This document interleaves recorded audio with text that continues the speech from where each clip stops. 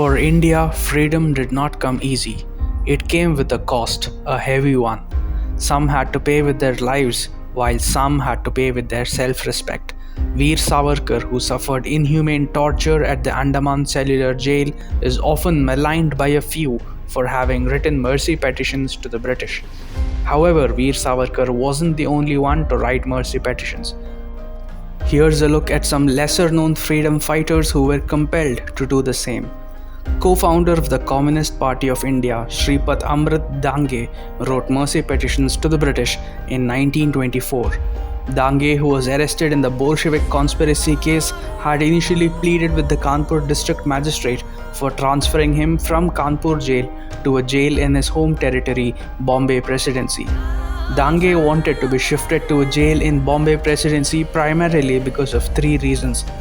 The climate of United Provinces did not suit his health, language barrier, his family and friends stayed in Bombay.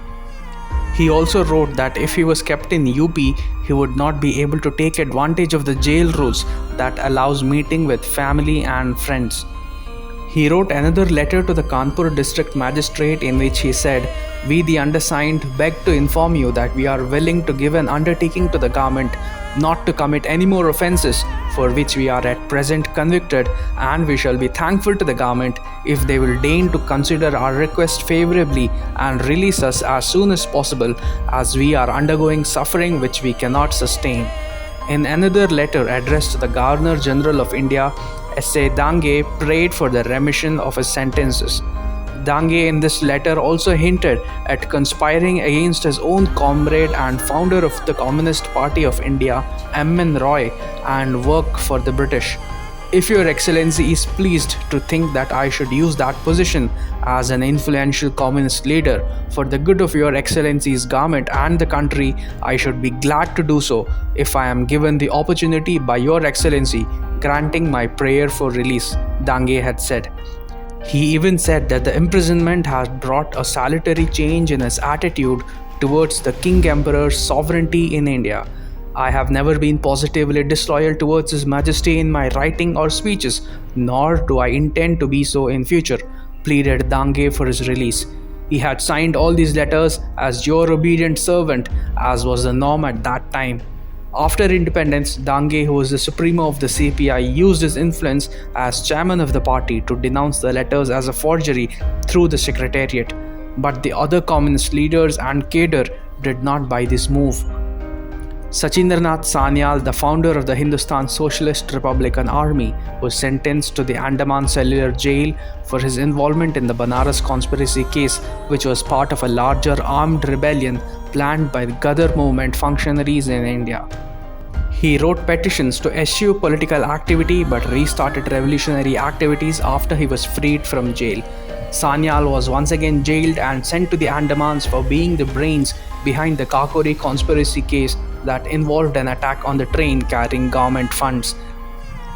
In the year 1941, Sanyal wrote several mercy petitions in view of his deteriorating health. He had contracted tuberculosis in jail and was sent to Gorakhpur jail for his final months and died on 7th February 1942. Sushil K. Bhadra, a member of Netaji Subhash Chandra Bose's Forward Bloc, wrote a moving petition to the British government to release him.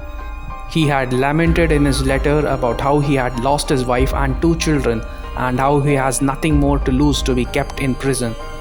Barindra Kumar Ghosh, brother of revolutionary turned spiritual leader Aurobindo Ghosh, was sentenced to the Andaman jail in the Alipore bomb case.